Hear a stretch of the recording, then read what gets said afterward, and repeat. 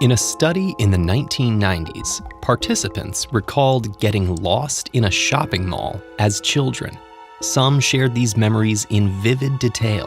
One even remembered that the old man who rescued him was wearing a flannel shirt. But none of these people had actually gotten lost in a mall. They produced these false memories when the psychologists conducting the study told them they'd gotten lost.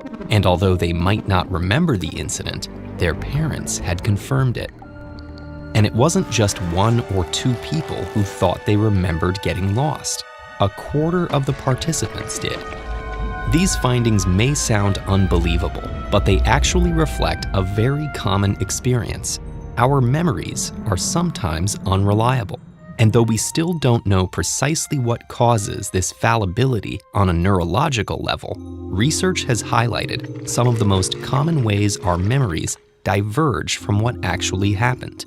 The mall study highlights how we can incorporate information from outside sources, like other people or the news, into our personal recollections without realizing it. This kind of suggestibility is just one influence on our memories. Take another study, in which researchers briefly showed a random collection of photographs to a group of participants, including images of a university campus none of them had ever visited. When shown the images 3 weeks later, a majority of participants said that they had probably or definitely visited the campus in the past. The participants misattributed information from one context, an image they'd seen, onto another, a memory of something they believed they actually experienced. In another experiment, people were shown an image of a magnifying glass and then told to imagine a lollipop. They frequently recalled that they saw the magnifying glass and the lollipop.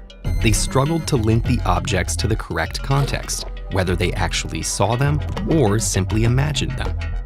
Another study, where a psychologist questioned over 2,000 people on their views about the legalization of marijuana, highlights yet another kind of influence on memory. Participants answered questions in 1973 and 1982.